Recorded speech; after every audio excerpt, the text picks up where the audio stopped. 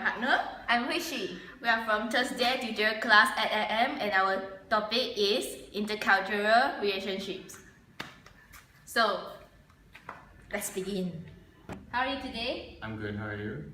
I'm fine too. So, I've heard that you went to New Zealand before for quite a long time. How many years have you been in? How have you stayed in New Zealand?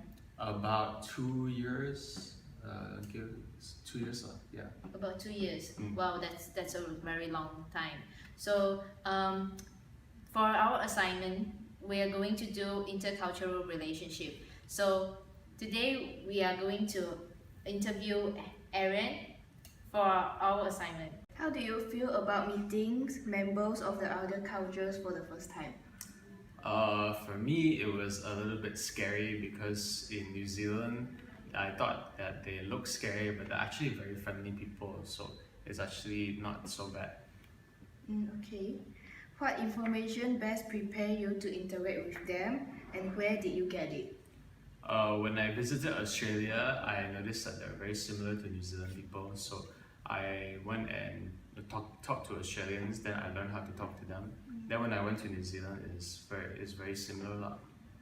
Okay. So, Before you meet members of the culture, what do you expect them to be like?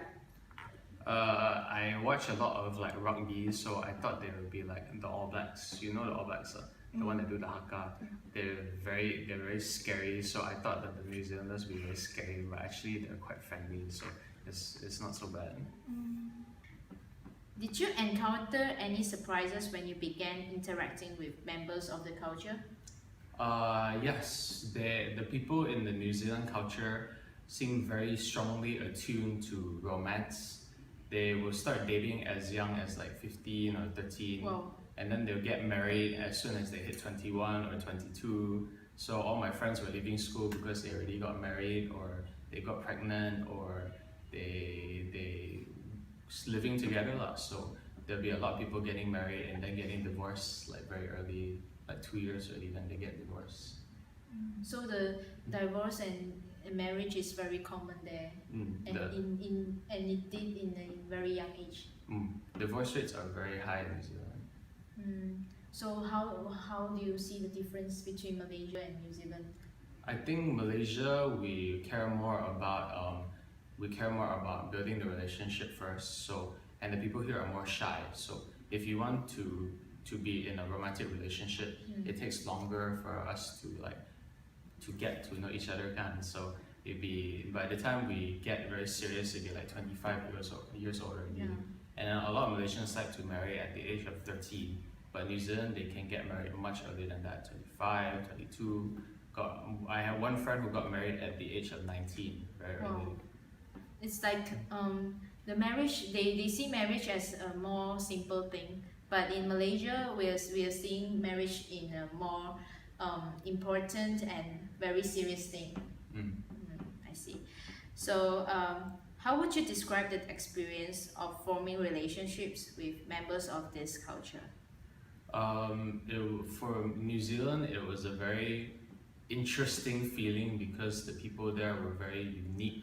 Like they were always very happy and very spontaneous. Not like in Malaysia, you want to go out, you'd be like, hey, you want to go to Mid Valley? Then it's like, okay, what time you want to go? Go on Sunday lah.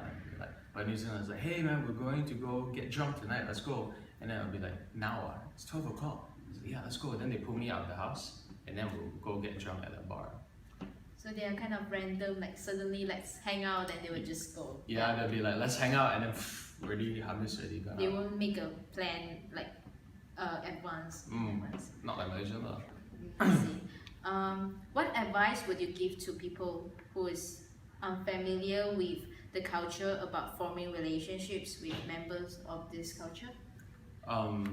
Be prepared to be a lot more less planned events lah, and be prepared to have friendships which not so like Malaysia we prefer like close friendships, but for them friendship is like not very big deal. For them it's all about romantic relationships. So if they can choose between their girlfriend and their friends, they will always choose to hang out with their girlfriend, never their friends.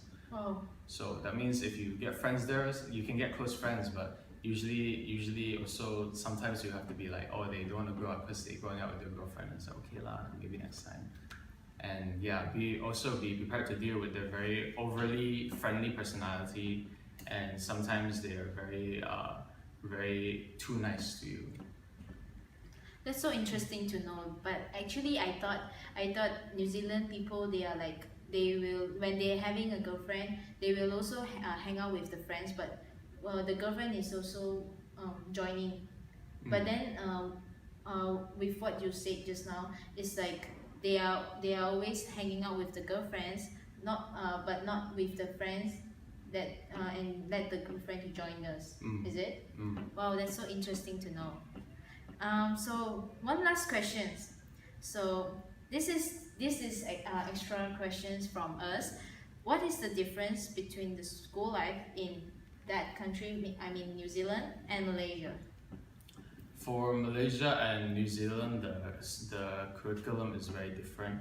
In New Zealand, you have this thing called assessments. It's like you have to do one quiz every week, and if you fail any of your quizzes, then your marks at the end of the year will be counted. So in Malaysia, we have SPM and PMR, and then if we don't study for the first part of the year, and then at the SPM we study very fast, we can still get good marks. But in New Zealand, if you don't always keep working hard, if you miss any assessments, then you can get low marks for your end of exam. So every week or so you have to do one test. So it's just like how we are doing now in our degree level in university. Wow. They Okay. start much earlier. Yeah. So thank you so much for your time, Aaron. Thank you. Have a nice Lucy. day.